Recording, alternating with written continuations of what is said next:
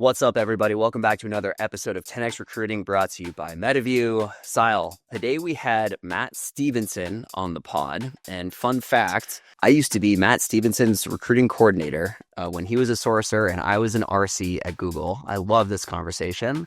What were your takeaways? Yeah, great conversation. My takeaway is a bit of a funny one. Well, like one that I feel actually quite frequently, basically, which is when you're hiring talent, especially early in a company, the importance of the actual product. Like we find there are so many cases where actually the main thing you want to do in a recruitment cycle is get someone close to or familiar with the product so that because that's the main thing that's going to excite them. And I think that sort of speaks a lot to, I don't want to get too like macro on it, but almost like this next generation of folks that are coming through, like they much more attached to their work in some ways, detached from it in other ways, but like actually sort of caring about the product they work on, I think is just like higher on the list for these people. And so for us, sometimes it works really well. If you're really excited about changing how hiring gets done, like MetaView is literally like the most compelling company on the planet to work for. Whereas if that's actually not something you've thought a bunch about, you know, I've got our work cut out to get that person excited based on the product. So yeah, that really resonates with me and sort of interesting to hear Matt talk about it as well. Yeah, I like that one. It's really true, especially as it relates to like providing meaning in your work. Yeah. Like if you can't be selling something that you're not like actually into. Mine is this notion around the talent partner 2.0. So I think like a lot of my friends, and I used to feel this way, especially earlier in my career, I used to be thinking about like VC is this like cushy job. You know, you're like operating at like one of these like sick VC firms, you know, you're operating amongst these like investors who are candidly like famous in tech. And it's kind of like cush, like you're on easy street.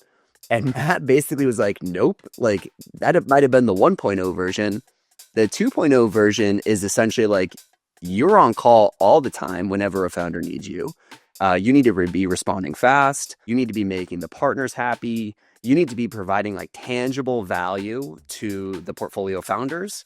And so it's not just like you're in the ivory tower anymore and kind of like preaching down as to what people need to do. Like you need to be in the trenches, especially if you're like working with early stage companies. So I like that one. The other one he said kind of in passing was more around this notion around take homes and how they're getting abused right now. And so I'm a big believer in the take-home process. Like, it's good. It's a great way for a candidate to get used to the product. It's a great way to assess more of their skills. Like, it's either going to serve as like a magnet and bringing them closer or hopefully like a deterrent. But Matt was like, dude, like these take-homes are now being forced so early in the process that actually the only people that are really taking them in those cases are people that actually like we probably don't want. And we're not doing a good enough job of like building the relationship and understanding the dynamics of the candidate and employer thing to where it's like, when do you actually introduce that thing and how do you do it with tact? And right now it's just kind of like people have just completely forgotten how to do that. And it was a good point because like I think I'm seeing that everywhere right now too. So with that, this is one of my favorite conversations with my former sourcer at Google. This is Matt Stephenson. Hope you guys enjoy it. This is 10X Recruiting, a podcast from MetaView. Let's get after it. All right, Matt. So we were like kids at Google together. I think I was a recruiting coordinator and you were like the sourcer that like I was looking up to. Fast forward, now you're at Bain Capital Ventures, like BCV, in one of these like dope VC jobs. What is it that like a VC talent partner actually does? Yeah, so I think a lot of people have the wrong impression about like these roles, or at least people that have like come to me saying like, hey, I think it's time, I want to go into VC. And so in many places, I think they see it as like a refuge or like a place to kind of slow down and chill for a while.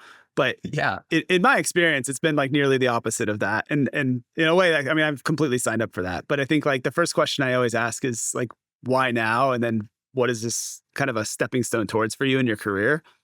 And I think that helps me flesh out like what's somebody's like true motivations for like wanting to come into VC. And so I think one of the things I always kind of say is like, I think very valuable prerequisite is like having a stint or two in an early stage company. I think you've seen this like yourself and kind of how beneficial that is to coaching and just being able to kind of relate to founders and what they're going through. But I think for what it is, I think to your question, for folks like earlier in career, I think it can be an amazing place to get a lot of quick reps and really kind of refine the craft of recruiting. You're getting a lot of different founder personalities. You're seeing a lot of different roles. You're seeing a lot of different market trends and getting that insight quickly. I think for senior, like you need to expect to get into the weeds, and you really need to kind of be able to do more than just advise or spit strategy all day long. There's a time and a place for that, but I think that like you really need to be able to roll up your sleeves and get tactical. And so, I think like here's what it is. It's in the absence of a portfolio company not having a talent function, like the founder's problems become your problems. And if you've done a good job, like you are their first phone call, and you just need to be ready for when that's going to be, because it's generally going to be an after hours. It's generally going to be an oh shit moment. It's generally going to be something that like you need to kind of drop everything and help them, do or think through. And I think another part of that is like you really need to match the intensity of where they're at. And so whether that's the stage, whether that's the pace, whether that's their values, like, if they're a 996 culture, like you kind of have to show up in that way, in that mentality. And so, I think that there's kind of a way in which you work that kind of has to flex and adapt to like kind of the environment that you're going into. But then I think lastly, and maybe one of the more difficult ones to nail is like you have to add value both to the partners, but also to the company. And I think those can be two very different things, because I think investing is a game of chess, whereas like what a founder might need right now is like checkers and just trying to tick some things off and get very tactical. And so it's making sure that you're aligning with what the partner wants, in terms of the direction that they see this business going, and making sure that you can kind of influence the founder and kind of get that going in the right motion, and making sure that you can surface any issues like early and often. Yeah, we're like in the 2.0 talent partner era, right? Like the 1.0 era was like teach them how to fish, and then they sink or swim. I was working with Masha at day one for like the last 8-9 months, and one of her pieces of feedback to me was, Nolan, advice doesn't matter anymore. What really matters is hires. And so you need to be making hires for portfolio companies, because like if you're thinking from the VC firm level, right, what they care about is that one, we're helping portfolio companies win. And then two, we're spinning up the flywheel of founders saying good things about working with us. And advice doesn't meet the bar anymore of like founders saying like, what meets the bar is you've actually made a hire for me. Right. Right. And so like it used to be teach them how to fish, but I think those days are generally over. I think so. I push back a little bit on that, because I do think that there's a time and a place for the advisory actually being the needle mover. And I think, at BCV, we actually have an exec function, which is my colleague Laura, who kind of owns that. And then I own a lot of our tech talent, which is seed and series A. And, what I've even seen is like we've placed a lot of engineers over the last couple of years. But if every engineer is still living out the same Silicon Valley average of like 18 to 24 months, if they're kind of if they're leaving and they're not even coming back to me, if they're making a move, like there's little value that I feel like I've added to that candidate. And I think there's little value that we've added to that portfolio company. Whereas if you make an exec hire, especially, like that's a crazy needle mover. Right. And so I think where we could still do the influence of like teach them how to fish and build the network and make some introductions and make some hires for them is like, if we can really help them kind of like refine that closing strategy, refine that process to where you can get 3-4 more offers that you would have missed otherwise. Like there's definitely still moments in there that I think, can really move the needle and kind of stick with them, but it isn't as obvious. It's just like, we had a 30-minute session to help them teach them how to fish, and then we kind of left them out. It's like, I still want to get in there very deep with them and like, let me listen to your pitch calls. Let me listen to your closing strategy. Let me listen to all this kind of stuff. And like, we'll give you some feedback, right? And founders they need to want that. You can't necessarily just like push that on them, because if they're not ready for it or if they don't value that, like you're just kind of forcing your way and they're not going to listen. Yep. So seed and series A companies helping with, call it like technical engineering hiring. It's been described to me, which I tend to believe, that's like the worst time to join a company, right? So like if you're not the founder, right? And then you're joining seed or series A, there's either like no product market fit or semblances of product market fit, but there's like super high risk. Generally like comp is lower. Like, how are you advising founders to go and actually close these people? Like, what does it take to win today? Yeah. A lot of people aren't going to take the bet on you unless you've known them already. And that's just pure fact. And so I think when you see where these founding teams are forming, it's generally not people who have met you over a 30-minute coffee and like decided to take the leap of faith. Even if you think of about it from like an investment standpoint, like we've known these founders before we've invested for multiple years sometimes. And so that's always kind of our starting point with them is like, let's make sure we extract not only your first degree connections, but your second degree connections. And that really kind of has to be the point where if you're going to spend time sourcing, let's spend time sourcing actually from your own network, because that's going to be the lowest hanging fruit. Once you feel like you've exhausted all of that, we can start to unlock a lot of these other channels. But that's the one that I feel like you have to be there and you have to start with. Because when and we will do this with founders, we'll do, outreach and stuff ourselves. But, I was talking to another talent partner the other day at another fund, and they were saying that like their seed stage companies, when they're doing a lot of outbound and a lot of sourcing, it's taking 800 outbound to get one person even to offer stage. That's not even the accept yet. That's just offer stage. And so it's a game of insanely high numbers. And so where we can take that away, play the game that you can. Yeah. The other thing though is like the many miracles, right? So, one miracle is like you convince somebody to take a call with you because you're super early stage. No one knows who the hell you are. The next miracle is that you have an interview process such that the candidate finds the company, the product, and the team like all interesting enough to keep going. And then the last miracle is this like comp thing. So I feel like things are changing on the comp thing. So I'm running an exec search for a Series A company, head of go-to-market. It's actually, I guess, like a VP of sales role, and it's in New York. And every candidate I'm talking to, like I just pulled the data last night. So the median average OTE is 500 grand for Series A. It feels like that aspect is changing to where like comp is getting pushed higher for early stage companies. So it's like, I wouldn't say de-risked, but like makes more sense from an equation standpoint for me to like, okay, if I'm going to do this, like at least so I can like pay my rent and like go, obviously 500K is like way higher than that. But like, what are you seeing in comp right now? Like what's your word on the street? For what feels like the first time, like there's been companies that like you just can't compete on comp. Like there is that aspect. You have infinite war chest of money in some of these companies, and they're just going to back the truck up. And so there's a lot of it that even, not to dismiss your question, but there's a lot of it that even comes back to like the unique value proposition that your company can even offer to somebody who wants to join at that stage. Because yeah, you're right. Like it used to kind of be this like, hey, come in here. The company's going to 3X, 4X, 5X. You're going to do great and all this other stuff.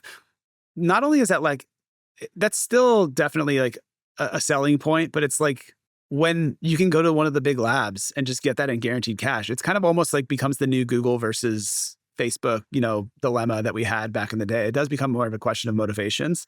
But yeah, no, I think like startups are having to rewrite that playbook. And a lot of those plays right now, I feel like are kind of just like open questions and like they're figuring out what's going to be the winning strategy. We're definitely seeing a lot more companies, companies are raising a lot more money, which means they can bring it on base a little bit more. But then, if the total comp still relies on the equity tripling, quadrupling, 5X, whatever it is, there's still that gap, there's still that question mark, and you need to be able to kind of show the business metrics to back that up. And so I think there's still a lot of that where it's like you're joining an early stage an early stage company. It is a lottery ticket to a certain degree.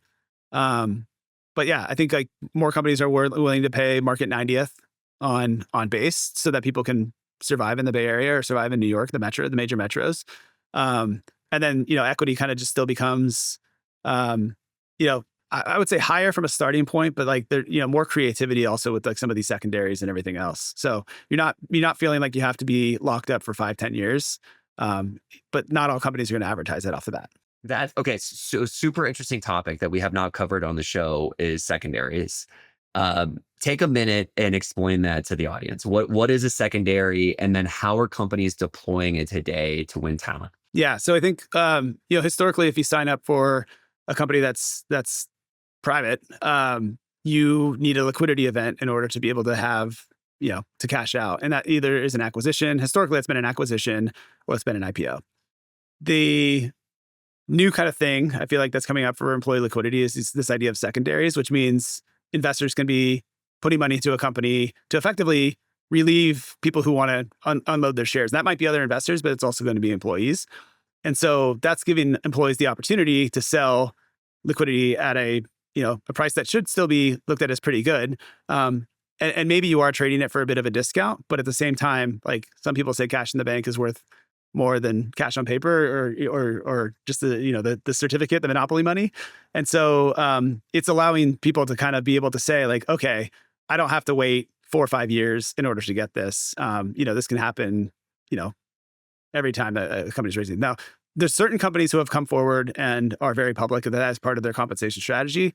There are other companies that, it kind of almost becomes like you were there at the right time. It was a one-time event. It was there to kind of give early employees an event to kind of get liquid and get some cash in the bank. But, no guarantees that this is going to happen going forward. And so that's where I think we still have a little bit of, a question mark as far as like, does this become the standard or the norm? So yeah, I don't know if I'm supposed to tell the story, but you know me, I'm going to tell the story. So when we were at Carta, we wanted to make employee secondaries regular and normalize it for the industry. So Henry was like way out on the bleeding edge of thinking about this. This is back in 2018. And so when we raised our E, we did a tender to where like we allowed new demand to come in and the supply to be sold from employee liquidity. And so Henry was like, we're going to do this every 12 months. And at that time, Charlie and I, the CFO, were like, well, like we should probably like be a little thoughtful about the language. Like I love the intent, but like, and you're like, no, every 12 months. And then when COVID happened and there was no demand for any startup equity, we had to walk that back and people were super pissed about it. But I still think the intent was really good. And I think actually very healthy for the ecosystem. So the way that we designed it at Carta was like, we allowed people who they'd had to have been there for, I think it was like at least 18 months. And they could sell somewhere between like 10 and 20% of their shares. Right. So they still had like a significant amount in the bank. They still had a significant amount that would be continuing to vest, but they could basically like kind of like relieve the pressure valve and get some liquidity. I think that this is an underused lever for early stage companies, especially ones that are growing insanely fast. Because like you and I know, being on the other side of the table in VC, how often founders are doing this without letting employees participate. Right. And so, like, do you think that this is going to be a bigger trend moving forward? I hope it is. I do hope it is. Because I think as we're seeing the IPO windows get longer and longer as well, and that doesn't just impact employees, that also impacts investors and LPs getting returns and all that kind of stuff. It does beg the question as to, how long am I able to think about this from like a quality of life perspective, right? Like if I think about like my last couple of moves, like I'm super locked up, right? And I have no idea when this money's going to hit, but like I hope it hits someday, but it would be really nice to kind of have this like predictability that like, yes, I don't need to go and like unload like all of my shares. So those employers kind of designing the mechanism of like, yeah, we still want people bought into the company. Like you can unload 20% of your shares or whatever that is. I think that's really good. I think that's really healthy. I think it gives the breathing room. And that's kind of like, where founders get that too, is like, let's just help them kind of like take some of the stress off the table and get them kind of like what they need in order to kind of just like be locked in on work right now and not be stressing about like, whatever that might be, sending your kid to the next travel tournament or whatever. Right. Like, yeah. So I think I really do hope this becomes like a more normal thing, but there's a lot of complexity around it as well. Yeah. I always say like life is about trade-offs, right? And so if you decide to go work for an early stage company, typically one of the trade-offs that you're making is like, you could go make more money elsewhere. The challenge now, though, is like with some of these labs and with some of these like .AIs that are growing so fast, is like employee liquidity is now becoming part of like the value proposition that they're pitching. So this is the new game on the field. And, if you think about it, it's like, with optionality comes power for employees. And it's not for everybody, but it is like, this upper echelon is starting to get smart enough to ask these questions. I was just talking to an exec candidate about this yesterday. They're interviewing at Cursor. Cursor is like a super high growing, super high valuation company. And I asked that question. I was like, well, what's their plan for tenders? And he's like, I don't know. I'm like, you should ask. Like, that's especially going to work at that company. Like, because I think it's going to be part of the deal now, that founders have to have an answer to. On the topic of like, crazy hot market, .ai companies everywhere, it does feel like there's a constraint in the recruiting market. So I had Evan Connor on recently, who's at Ambience, and he and I had this discussion, and it's like one of the hardest roles to hire for. It literally now on a daily basis, I'm getting founders pinging me saying, hey, do you know any recruiters? So what is going on here? Why is there such a constraint? Yeah. So I think three things have happened in the last couple of years that are kind of leading to this. The first one, I think first we have to acknowledge where we are right now, and then what we all just went through, which I think recruiting's been like an absolute whipsaw over the last 2, maybe 3 years. And so I think, when you have teams that are getting cut in mass, or you have recruiters that have lasted 5 or 6 rounds of layoffs only to then finally get caught up, and I feel like, well, and then you have like the big companies that start cutting in masses. Like it just started feeling like nowhere was safe. They're still doing it. They're still doing it just quietly. Dude, that actually is so under discussed. I talked to a mutual friend who you definitely know, who just happened to go through one of these. They're just now doing it in very, very small batches and very quietly, so the press doesn't pick up on it. That's right. So I think we have to learn, like this has led to like a lot of broken trust and a lot of skepticism across recruiters. And kind of to what I was saying earlier, about like, how do the founding engineers find, the founders that are going to take that bet? Every time that I find a founding recruiter that I talk to, I ask them how they got connected with that company. And almost 80% of the time, it's because they worked with that founder in another life. And so there's still a trend where like people are following people, and that's helping de-risk the situation before they just enter and take this wild bet. And so, I definitely have to remind founders that like, recruiting has definitely been this like, it's been a seesaw, it's been a whipsaw, whatever you want to call it. It has not been pretty for us. And like, we have to make sure we treat the talent pool here with kind of like that level of both like, respect, but also I think like already knowing that recruiters are incredibly risk averse, which is, I think, horribly ironic. It's so funny. It's just made them more risk averse, right? And so like, let's acknowledge that as like point number one. Point number two, I think between the pandemic, the limbo of companies kind of like coming back with their RTO plans, a lot of recruiters have fled the major metros, and yourself is a perfect example of this, right? Especially at the more senior levels, they have families, they're starting to kind of just like want to settle down a little bit. And so in this wave of new startups that we have, the 4 to 5 day office thing is real. And there are people who are just like, I'm self-selecting out of that. And so you're already taking a market pool that was like fairly small to begin with and making it even smaller.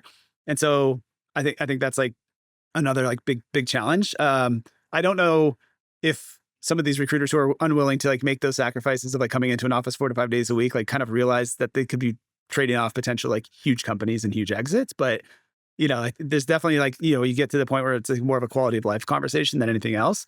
And then 3, I think especially true of the early stage, like the role of a recruiter is changing, and there's no kind of denying it. I think leaner teams are challenging the use of new tools, new ideas, and ways that require like a mindset shift rather than like previous kind of big movements that we've seen. And so, what I've continually heard from founders that both either have recruiting teams or have been interviewing recruiters, is they'll come back to us and be like, I just don't feel like they're creative enough.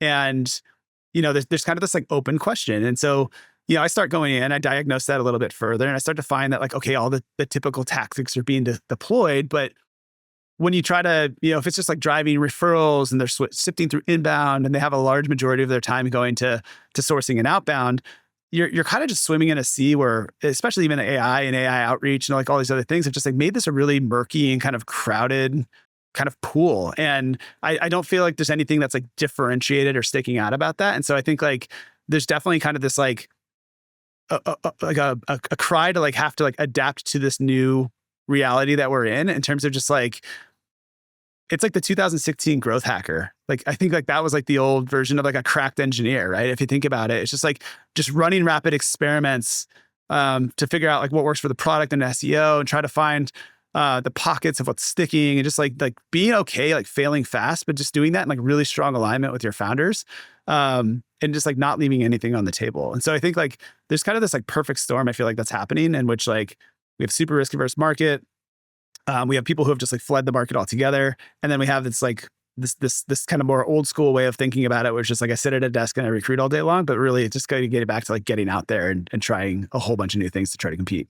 Yeah, that third point I think is actually true for almost every function right now. Like marketing really comes to mind. Like the marketing tactics of the last 10 years do not work anymore. Most recently, it's like last week, Google changed their search results from like being able to have like 100 per page to 10. And that like Reddit's stock price dropped 15% because now like they're not coming up as much. Right. And so like things are changing super, super fast. And it does feel like the creativity aspect is missing. You know, I'm actually experiencing this as like a podcast host in the space, and I'm trying to get people to talk about stuff. And when I reach out to some people, I'm like, you know, I just like I did with you, like we're going to do a prep. We're going to figure out like what's some shit we're going to talk about that's novel. And it's tough to like get people to talk about what they're experimenting on because they're not. So like, what is working? Like, what experiments are you seeing? You had mentioned one like right before we jumped on about this like, you know, crazy recruiter who's doing stuff with clay and stuff. What's the story with that? Yeah. So, I feel like, I mean, we're still in a world in which I feel like a lot of these AI tools are very fragmented when it comes to the recruiting landscape. And we're seeing this change incredibly quickly with like things that are kind of just getting integrated or getting bundled. And I'm excited for the future of that. But yeah, I think like right now, like if you're not experimenting, you're definitely falling behind. And I think that's just like period, full stop. And so one of the things I feel like this is a super hacky example of this, but you have all these different plugins and all these different tools where you can have, you know, exporting people off of LinkedIn using tools like Phantom Buster. And then they're using Clay or tools like this for enriching that data. And then you have Claude that can plug into Clay that you can run a bunch of queries on and start building these like, you know, help me take the first pass of these and make sure it has like all of these different requirements, and it can really get into the different profile details. And then that just leaves you basically having an automated sourcer that's doing it in some cases a lot better than some of the AI sourcing tools that are out there, but it's just a way to give you leverage. And I think, I think that's one of the major areas that you can you know, recruiters are having to take on a lot more different roles or different rec loads or whatever that might be. When we can have these autonomous kind of agents working for us, I think it actually creates a bigger opportunity for recruiters to be more of a business partner. We've always talked about that. The best ones are the business partners, but I think more now than ever, because I don't know if you're seeing this too, but like, I think I'm seeing HR and people ops roles kind of get deferred or get deprioritized to the point where there is a big gap within organizations. And if recruiting can help fill that gap from just even like what Viet was talking about last week on, you know, how do you help your interviewers? How do you identify your top interviewers and get better? Like I'd rather spend 4 hours there than 4 hours on LinkedIn trying to manually sift through a search and trying to find 20 new profiles, right? And so like I think there's a lot of recruiters that are kind of just like getting out there and helping the technology like work for them rather than just doing the simple kind of refinements. And those are the companies that I'm seeing that are kind of winning and doing a lot more with less. Yeah, I think that the delta for like why people are, I've been thinking a lot about this. And like at first I was pissed and I'm like, why can't I find people who are doing cool shit? Then I was like, no, I know why they can't. Like what the reason they can't is because they're buried, right? Their expectations on like what they're doing, right? Like teams have been cut, right? And expectations have gone up. And then meanwhile is like insert recruiter trying to like figure this shit out. And so they're just playing defense all day long. And I think what needs to happen with these people is like they need to have an earnest conversation with whoever their boss is, ideally like getting as close to the founder or CEO as possible, saying like, we need to like what we've been doing is not working to the level that we expect. In order for us to figure something out, we're going to need to experiment. Part of experimentation is I'm going to do shit that's not going to work. And we just have to be okay with like us taking as many swings at this thing as possible. But I need to spend 10% of my week, 15% of my week on experimentation. Otherwise, the definition of insanity is doing the same thing over and over, expecting a different result. Yep. That's what has to happen. Yeah, 100%. And I think the ones that I've seen doing this well are in lockstep. Like they are the founder and the recruiter are both on the same page of just doing these like wacky, wild ideas, growing a social presence, starting an X profile, getting out there, just like doing some like, it goes back to like these older tactics that you and I experienced like a decade ago, I feel like, where it's just like, let's get out in the community, let's get people in person, let's just build, get our logo in front of as many places and as many people as we possibly can and play the long game. There's a strategy in that as well. And so I think, I definitely think that that's something that we're seeing working. The other ones where I see it's not working is when exactly what you just described, and which is like the Spider-Man meme where everybody's pointing fingers at like why it's not working. And it's like, it's like, I love kind of coming in those situations because you're just like the mediator, like guys, like you're not working together, right? Like there's a partnership here that needs to be true. And like, you have to just come up with a plan and like know that plan may not work and be okay with that. Like, what are we willing to risk? What are we willing not to risk? Okay, let's put that down like on paper and go execute. And so, I think take a beat to talk about that though. So we talked about like what a talent partner does.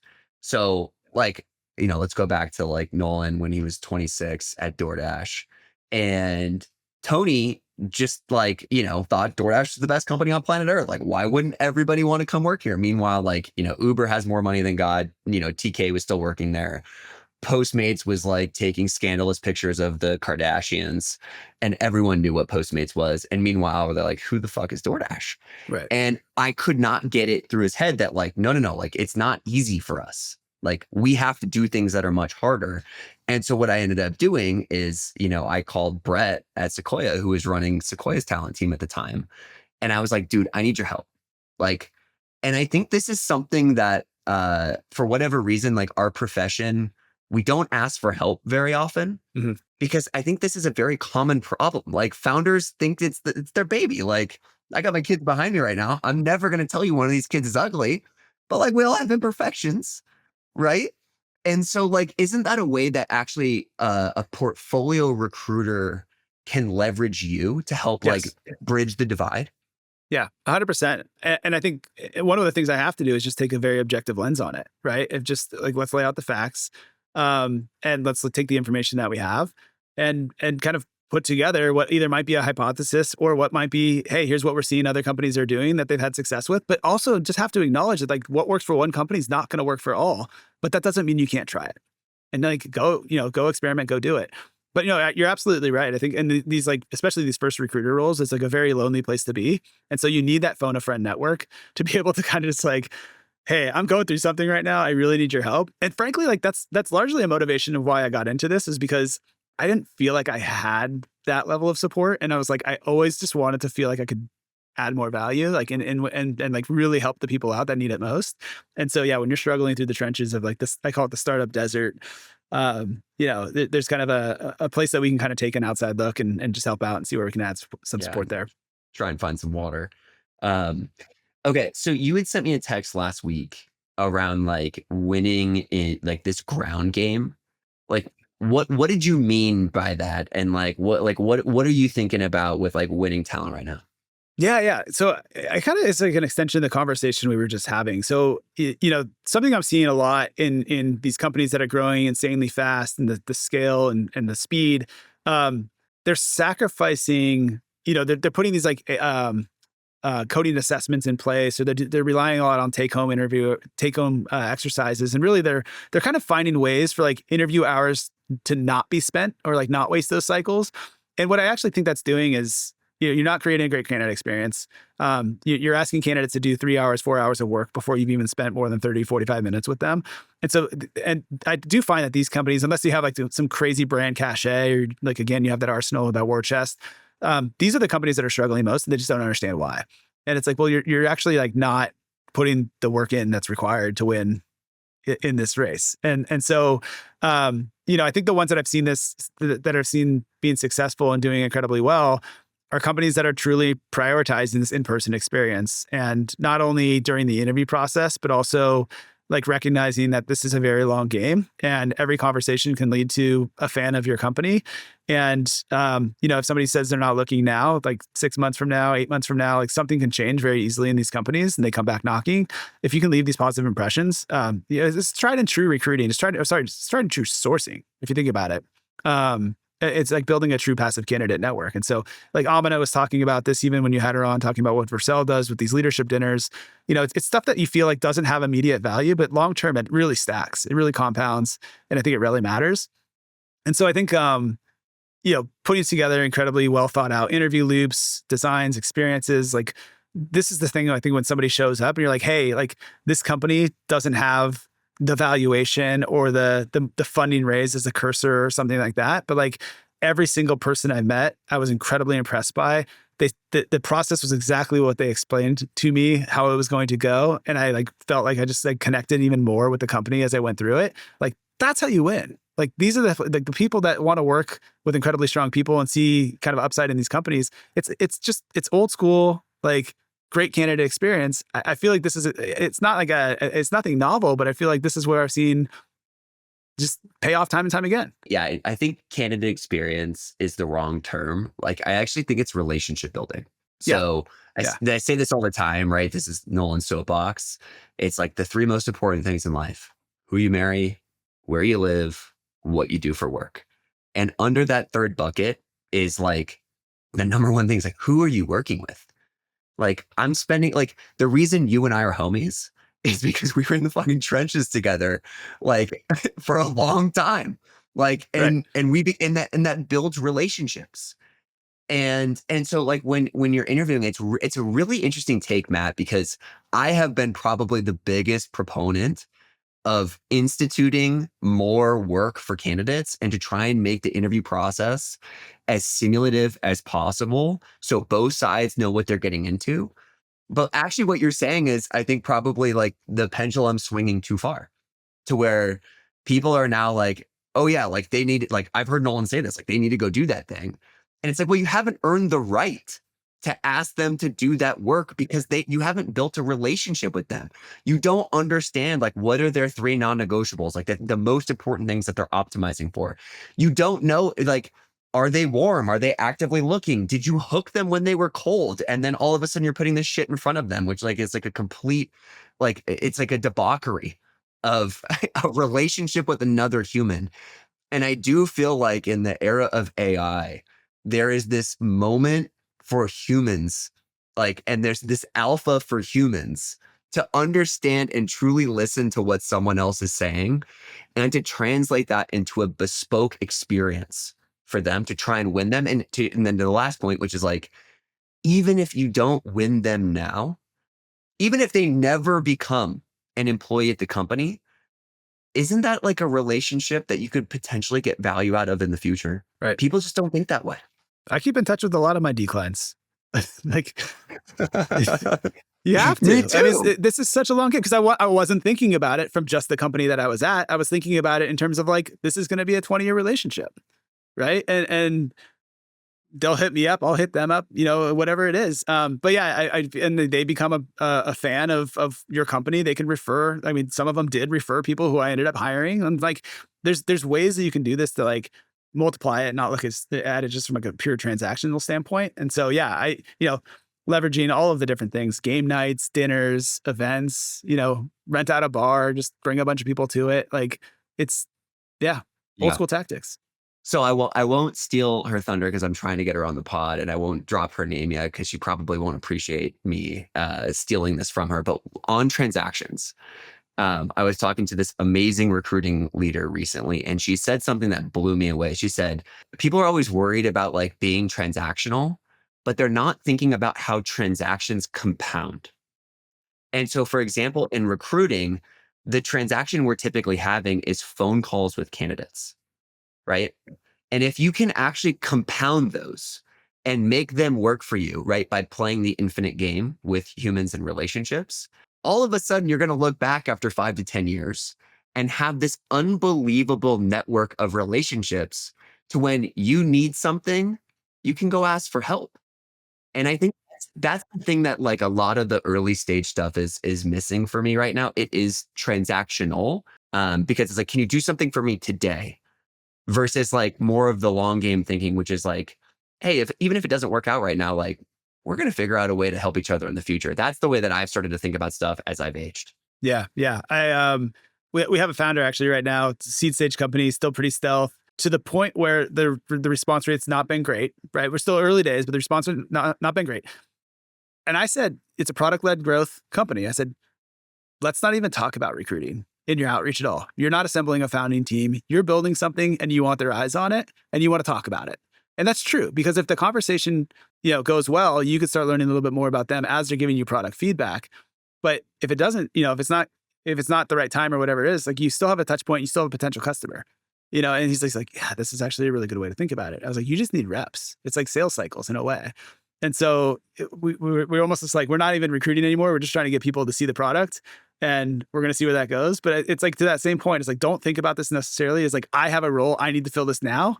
It's going to be a much longer game than that. And so think about it's like me in high school. Like the worst thing I could have done when interacting with girls was like, hey, do you want to be my girlfriend, as like the first interaction? Like, that doesn't like, you got to go build, like, you got to go lay some foundation, like, you got to build some rapport. And I love that. That's actually a great hook. One of the things that I wish I would have done earlier in my career is ask for more help. And I was trying to play hero ball and solve all the problems by myself. And it turns out like other people actually like really want to help you. I'd say 90 out of 100 times when people ask me for help on LinkedIn, I try and help in some way, shape, or form. And I think that's like a great, which is like, hey, can you come like give me some feedback on my product? Like, that is such a orthogonal way of like starting with the first problem, which can I get that person on the phone, as opposed to starting with the end game in mind, which is like, will you come work here? That's right. That's right. Yeah. Like the days of AI sourcing, especially, is like, it's not about finding candidates. Like, it's always been an engagement challenge, but more than ever, can you get in front of this person? And then once you have that shot, like, if you can't convert them now, what's your longer term strategy? Like, we have a founder who comes to all of our events, and he's always just like, these are the best events I've ever put on. My list of my dream team is growing because of the people that I meet here. Like, the fact that he's even keeping that list, and I'm like, you're doing this right. Like, you already know who you want to hire, and you're keeping in touch with them. You have a regular cadence of checking in with them, coffee chats, whatever it is on the calendar. Like, you're playing the long game, and that's going to pay off. Yep. That is the future of recruiting. Matt, where can people find you?